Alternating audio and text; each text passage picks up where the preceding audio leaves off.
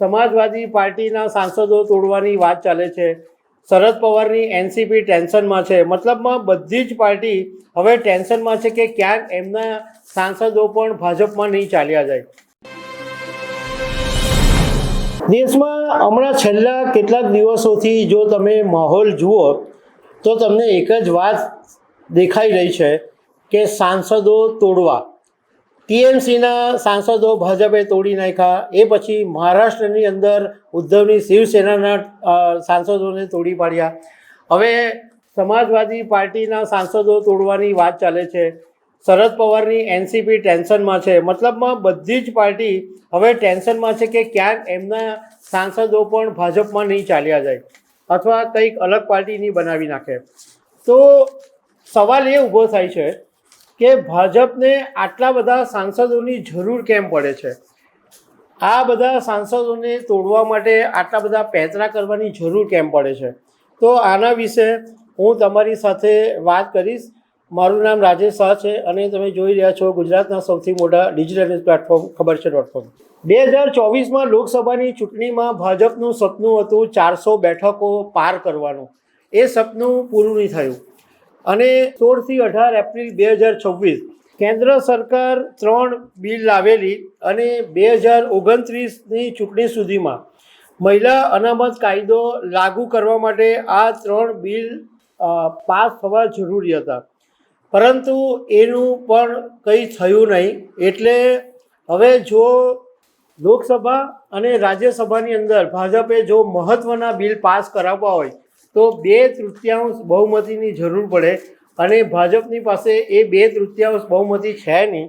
એટલા માટે લોકસભા અને રાજ્યસભાની અંદર બધી પાર્ટીઓના સાંસદોને તોડીને મેળાવડો ભેગો કરવામાં આવી રહ્યો છે અને આ મેળાવડો ભેગો કરવા પાછળનો એકમાત્ર આશય એ છે કે બંને ગૃહોની અંદર બહુમતી થઈ જાય એટલે કોઈ પણ બિલ પાસ કરવા હોય કે બંધારણની અંદર સુધારો કરવો હોય તો ભાજપના માટે રસ્તો બિલકુલ સાફ થઈ જાય. હવે જ્યારે 16થી 18 એપ્રિલ 2026માં જે બિલ લાવવામાં આવેલા હતા એમાં એક બંધારણીય સુધારા બિલ હતું. તેમાં લોકસભાની જે બેઠકો છે 550થી વધારીને 850 કરવાની અને બંધારણના અનુચ્છેદ 81 અને 82માં ફેરફાર કરવાની દરખાસ્ત આ બિલની અંદર હતી.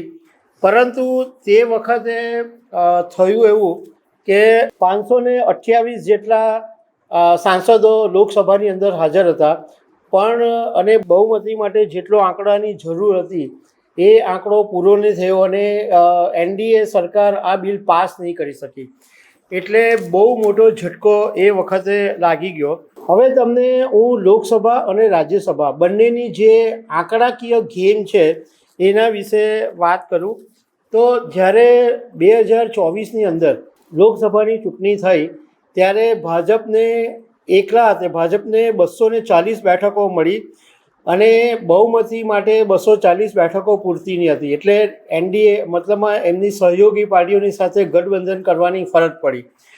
એટલે 16 ટીડીપીના સાંસદો, 12 જેડીયુના, 7 એકનાથ શિંદેના, 5 ચિરાગ પાસવાનના અને અન્ય 12 એમ મળીને 292નો આંકડો ભેગો કરીને એનડીએ સરકાર તો બની ગઈ. હવે લોકસભાની અંદર ટોટલ 543 સાંસદો છે. એટલે 543ના જો તમે 2/3 ગણો તો 362નો આંકડો થાય. હવે અત્યારે એનડીએની પાસે 292નો આંકડો છે અને 362 પહોંચાડવું હોય તો 70ની ઘટ પડે. હવે 70ની ઘટ પડે એમાંથી પહેલો એક ખેલ તો પશ્ચિમ બંગાળમાં પાડી દીધો અને ટીએમસીના 28 સાંસદોમાંથી 20 સાંસદોને તોડી પાડવામાં આવ્યા અને આ જે ટીએમસીના સાંસદો છે એ એનસીપીઆઈ એક પાર્ટી છે કે જેના વિશે કોઈ જાણતું નથી એ પાર્ટીમાં વિલય થઈ ગયા અને આ જે 20 સાંસદો છે એણે એનડીએને સમર્થન આપવાની વાત કરી હતી. ઉદ્ધવ શિવસેનાના 9માંથી 6 સાંસદો અલગ જૂથ બનાવવા માટે લોકસભાના સ્પીકરને રજૂઆત કરી દીધી. એટલે 70માંથી 26 એનડીએની સાથે જોડાઈ જશે એટલે એનડીએને સમર્થન આપી દેશે. હવે આ જો 26 આવી જાય તો 70માંથી 26 બાદ કરીએ તો 44ની ઘટ પડે. હવે 44ની ઘટ પડે એના માટે ભાજપના જે ઇન્ટેલિજન્ટ માઇન્ડ ધરાવતા લોકો છે એની પાસે બધી આવડત છે કે આ 44નો આંકડો કેવી રીતના પાર કરવો.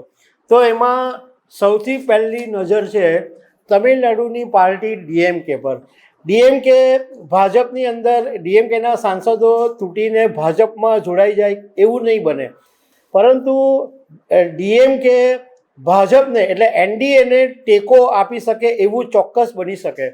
કારણ કે તમિલનાડુની અંદર તાજેતરમાં જે વિધાનસભાની ચૂંટણી થઈ અને તમિલનાડુની અંદર કોંગ્રેસ ડીએમકેના સાથે ગઠબંધનમાં હતી, પણ કોંગ્રેસે વિજયને સમર્થન આપી દીધું, એનાથી ડીએમકે નારાજ છે. એટલે ડીએમકેના 22 સાંસદો છે જે એનડીએને સપોર્ટ આપી શકે એમ છે. 22 આપી દે તો પણ 22 બીજા ખૂટે.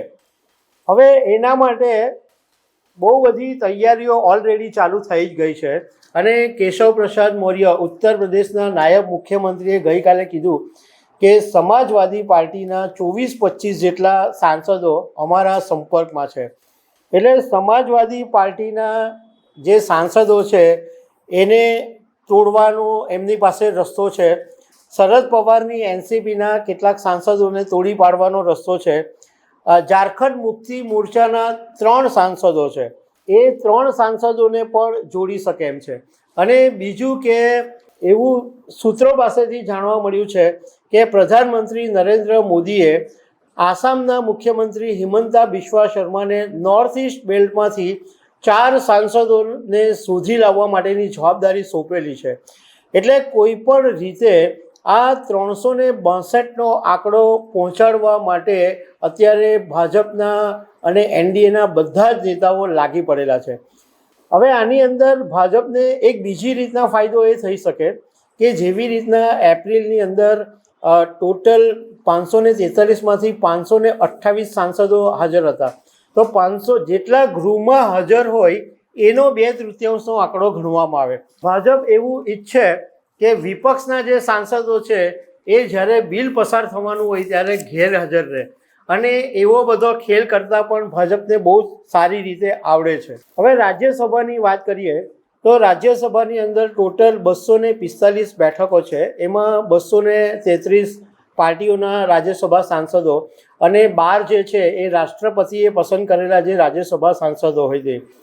હવે એનડીએની પાસે પહેલાં 138 રાજ્યસભા સાંસદો હતા અને હમણાં તાજેતરની અંદર આમ આદમી પાર્ટીના 7 રાજ્યસભા સાંસદો સામેલ થઈ ગયા, એટલે 145નો આંકડો થઈ ગયો.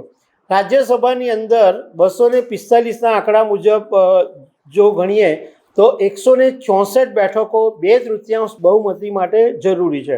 હવે આ 145 તો ઓલરેડી છે જ, એમાં ટીએમસીના 3 રાજ્યસભા સાંસદોએ રાજીનામું આપ્યું છે અને પશ્ચિમ બંગાળની અંદર ટોટલ બીજી બેઠકો પણ ભાજપ જીતી શકે એમ છે રાજ્યસભાની. એટલે આ બધું કરતાં 154નો આંકડો થઈ શકે એમ છે.